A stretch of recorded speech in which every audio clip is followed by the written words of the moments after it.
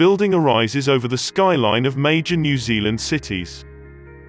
Skyscrapers can be found more often in the urban areas. In 2021, there are more than 21 skyscrapers across the country that has the height over 100 meters.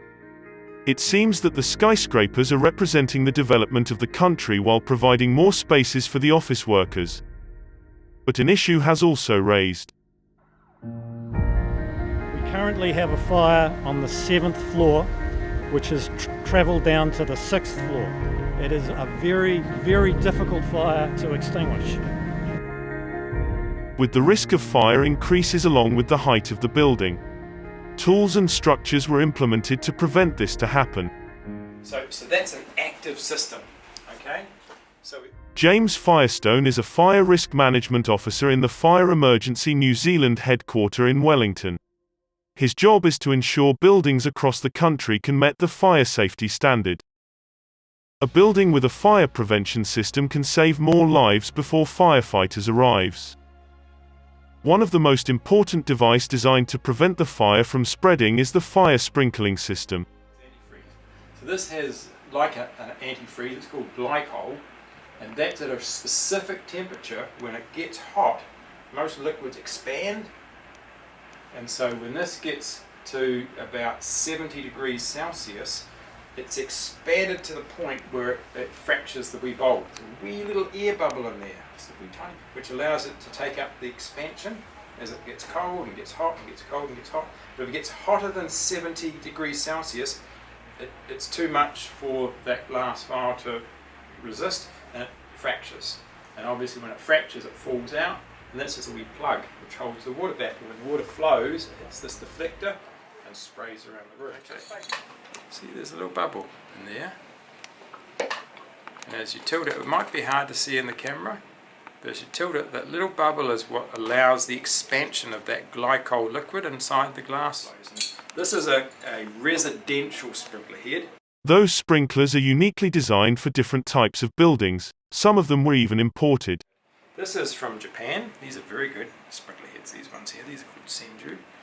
And that's a slightly different style. So these are called heat sink discs, and they come together when they get hot, and that pulls the pin and it releases a wee plunger which has the same little disc that allows the water to flow.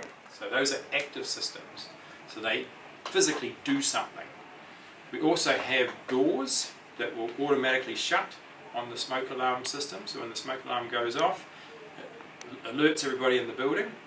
We'll also maybe close fire doors to start the compartmentation corridors so we can have the means of escape protected.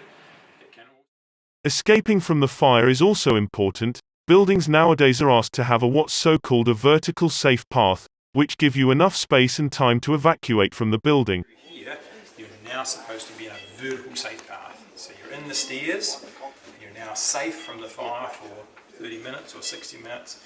To make your way all the way down to the ground floor. It can also start smoke extraction fans, so we can have big fans that start sucking out the air on the fire floor, or sucking out the smoke and releasing it to the outside so we can keep the space inside the building safe. The fire alarm goes off, we have air that comes in from the outside and is pushing air into the stairwell to keep smoke from being able to drive in through the door. So it's got an additional layer of safety to try and keep more pressure in here than on the fire floor. And if you notice, every door we come to should be opening in the direction of escape. There are more details and regulation to make sure what your life depended on is fireproof, such as those doors must meet the requirements to keep you away from the heat and smoke. Hardware such as fire control panel and water inlet for the sprinkling system were also compulsory for high-rises buildings.